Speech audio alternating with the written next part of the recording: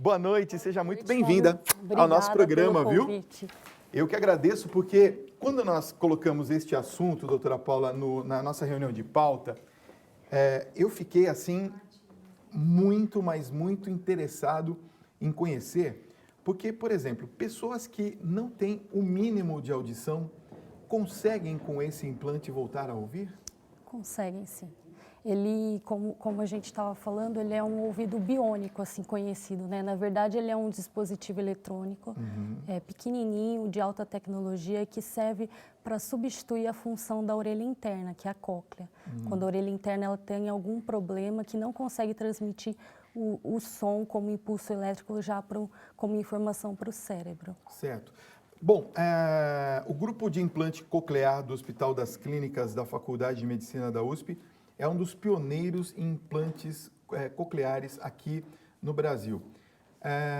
Como que surgiu esta tecnologia e como que vocês veem hoje esse tipo de implante aqui no nosso país?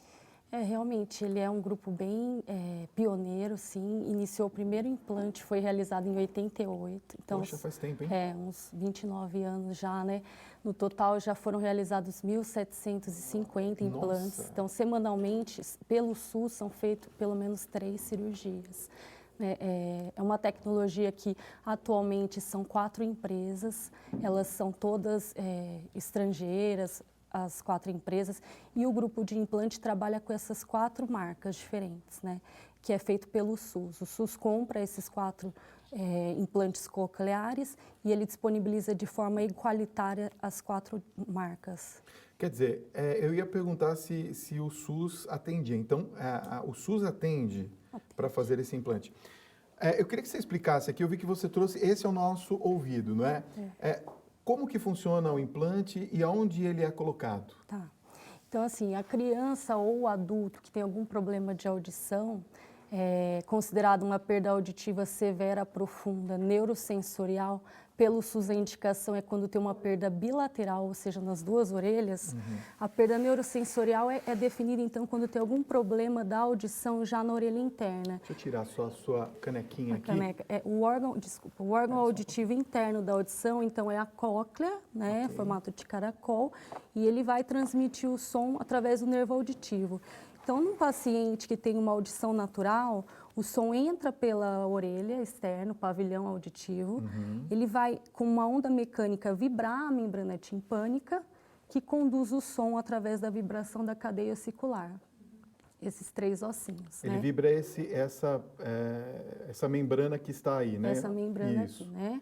A membrana, ela vai transmitir a vibração pelos 3 ossinhos, Tá. que estão comunicados junto à cóclea por meio de uma janela.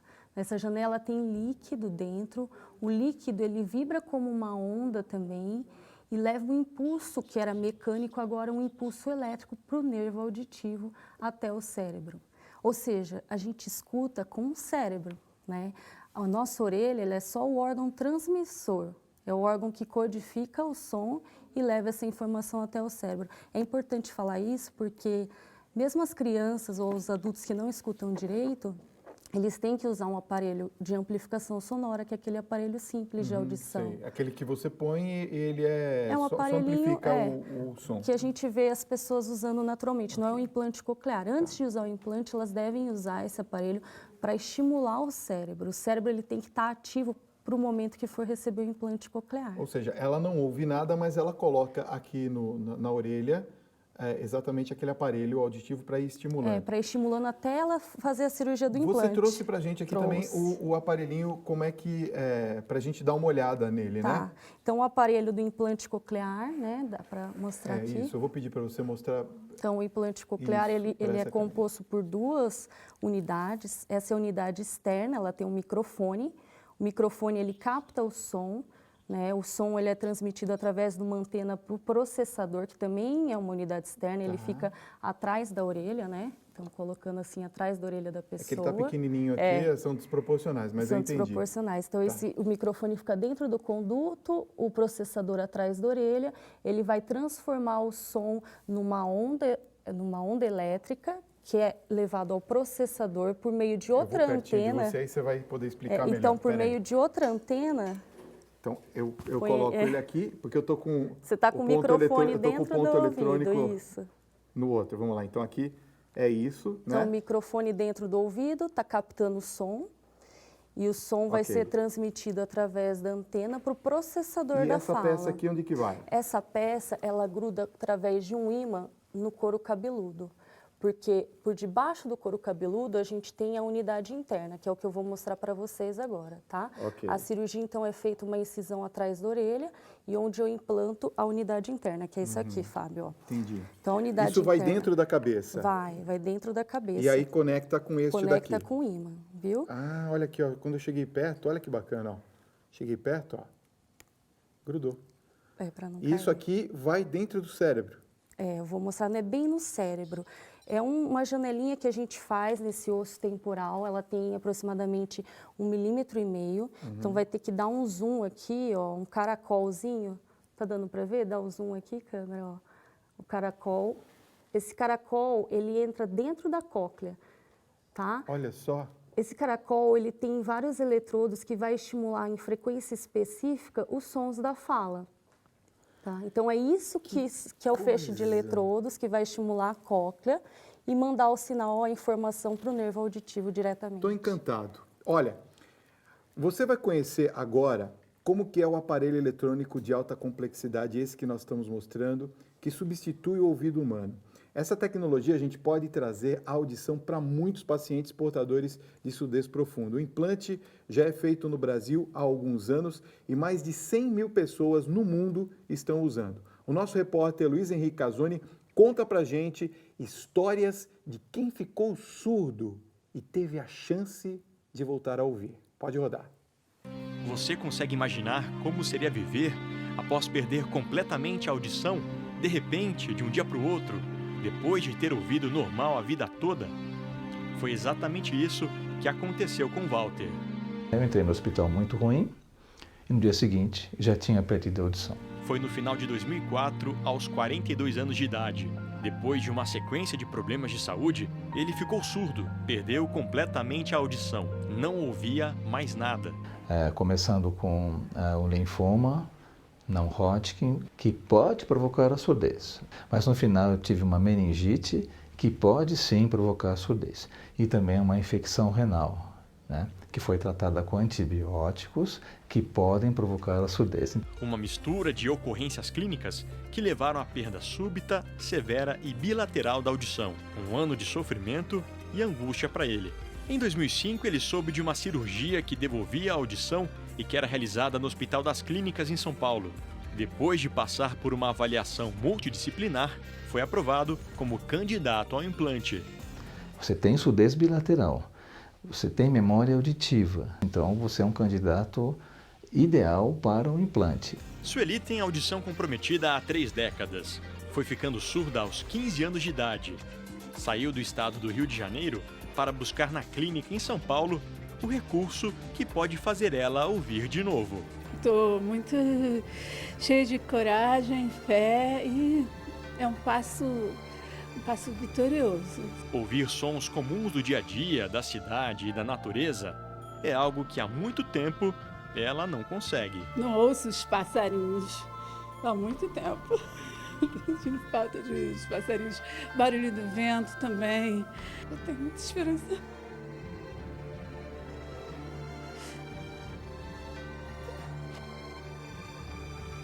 O que a Sueli e o Walter têm em comum é o implante coclear, chamado popularmente de ouvido biônico, uma tecnologia que possibilita recuperar a audição após passar por cirurgia. Vai me dar muita coisa porque eu não fiz essa cirurgia em vão. Walter tem implante há 12 anos, um ganho e tanto para quem não ouvia mais. 30 dias depois da cirurgia, é ativado o implante, como a Sueli está fazendo aqui hoje. As diferentes frequências de sons são ajustadas por um software para o paciente ouvir melhor. Os testes são feitos pela fonoaudióloga e lembram um pouco o exame da audiometria. Ouviu? Ótimo! Como que tava? Tava fraquinho? Tava bom? Tava forte? Tá bom. Ótimo. Bem, nós acompanhamos aqui hoje a ativação do implante da Sueli, um mês depois dela ter passado pela cirurgia. Sueli, eu quero que você conte aqui pra gente qual é a sensação em voltar a ouvir aos pouquinhos, depois de hoje, de ter ativado o implante externo. De alegria, né? De esperança e muita felicidade.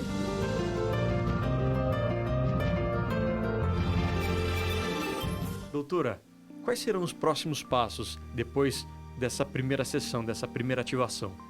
Então agora a Sueli vai ter alguns retornos, né, para a gente poder acompanhar a audição dela, o quanto ela está ouvindo, fazer a audiometria, alguns testes de fala, até para poder ajustar melhor o implante para a necessidade dela. Boa sorte, felicidades para você, viu? Tá. Obrigado também, eu agradeço pela atenção, por tudo.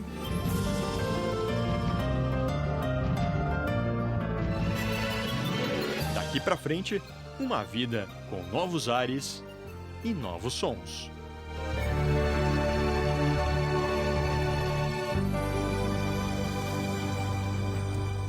Quer dizer, doutora Paula, é evidente que quando a gente vê uma matéria como essa e pessoas se emocionarem, é de poder voltar a ter novamente a audição, que é uma coisa assim primordial, né, para a nossa vida, assim como os sentidos principais, visão, audição, tato, paladar, não? Assim como a Sueli e o Walter, né?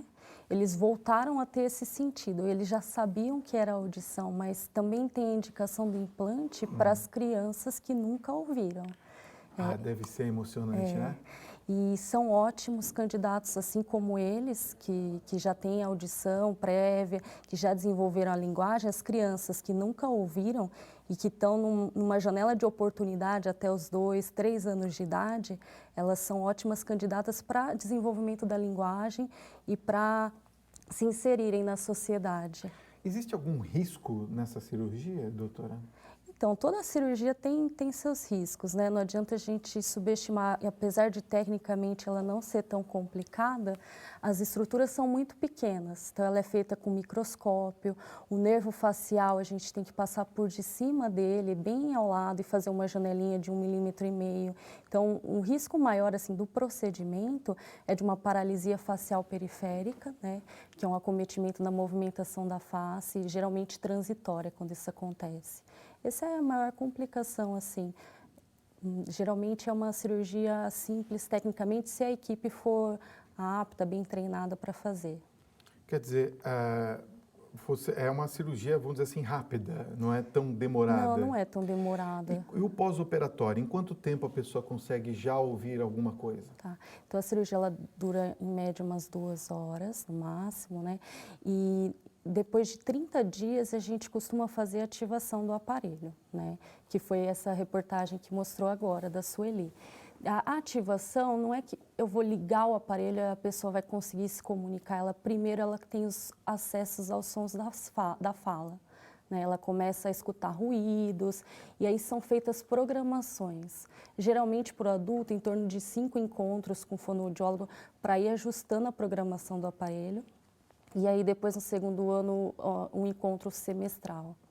Mas, assim, no início, a pessoa já consegue ouvir alguma coisa? Ela consegue ouvir o apito, que nem fez o teste lá, ela consegue ouvir, chamar o nome dela, mas isso ela consegue mais fácil se ela tem acesso a algum outro recurso, como a leitura orofacial. Então, eu vou associar o som que eu estou escutando à movimentação da boca, porque eu consigo definir que esse som é uma palavra que eu já conheço, ou eu posso utilizar do recurso das libras também. Então, esse passo de ativação é só o início do caminho. Tá. Depois ainda precisa manter uma reabilitação com fono, com a equipe de fonoaudiologia. E no caso, por exemplo, existe algum tipo de manutenção? A pessoa tem que novamente se submeter a algum tipo de procedimento? Não, no geral, o aparelho ele é feito para ele ter uma longa duração. A gente não espera que ele quebre, a pessoa tem que fazer uma nova cirurgia, tá? Mas ele, por ser um dispositivo eletrônico, ele precisa de pilhas. Essas pilhas, elas são trocadas, em média, elas têm uma duração de 1 mês. né? O problema é que o Sistema Único de Saúde, atualmente, apesar de fornecer o aparelho, ele ainda não fornece as pilhas. Isso seria um avanço grande para a gente, porque muitas das pessoas adquirem o aparelho por meio do SUS e às vezes não tem recurso, né, para comprar as pilhas. Ah, é? É. E Fazer como o é que, e apelo. como é que funciona? Então, elas têm que comprar, elas compram da empresa, elas não escolhem pelo SUS a empresa que vai ser implantada, porque a gente não escolhe a empresa, né? Como eu disse, Tá. ela é selecionada equalitariamente, mas ela tem o conhecimento da marca do implante dela, ela tem que comprar com a empresa fornecedora. Quer dizer, ela tem que comprar uma pilha daquele fornecedor. Daquele fornecedor. E é muito caro? A pilha, é assim, pelo tanto de horas uso, né, se ela tem que desligar o aparelho para dormir, para poder ter uma duração maior, para muitos pacientes é caro. É. É uns R$100. Poxa vida, R$100 uma bateria, uma pilha? É. Agora, não existe elas recarregáveis, claro, né? Ainda não. Ainda não. E a parte interna também vai algum tipo de bateria ou pilha ou só na parte externa? Na parte externa Na só. parte externa. É. Na parte Então, fica interna mais tem fácil. um ímã. Fica mais fácil de fazer, então, no caso, a substituição da bateria. Agora, se acabar a bateria e a pessoa não tiver dinheiro para comprar, Daí é um problema, né? fica sem ouvir. É um problema isso, que a gente luta para que isso mude e que seja um avanço grande na área da saúde para a gente. Fica um apelo aqui, né, então, ao governo para que ajude, né, para que a gente possa ter também os recursos para a substituição das pilhas, não é isso? Uhum. Agora, uma coisa que eu queria perguntar a respeito, por exemplo, dos cuidados que a pessoa deve ter com esse tipo de implante. Por exemplo, tirando a parte externa, a pessoa pode tomar banho normalmente? Normalmente, é. Tem até alguns processadores que a parte externa, que é a prova d'água, para aquelas pessoas que gostam de fazer mergulho em piscina. Mas tem alguns cuidados, por exemplo, mergulho a mais do que 20 metros é contraindicado, tá? Outra coisa é fazer um exame de ressonância magnética. A intensidade de energia do aparelho tem que ser menor que 1,5 Tesla, né? Alguns implantes a gente consegue tirar o ímã e fazer o exame de ressonância. Tá.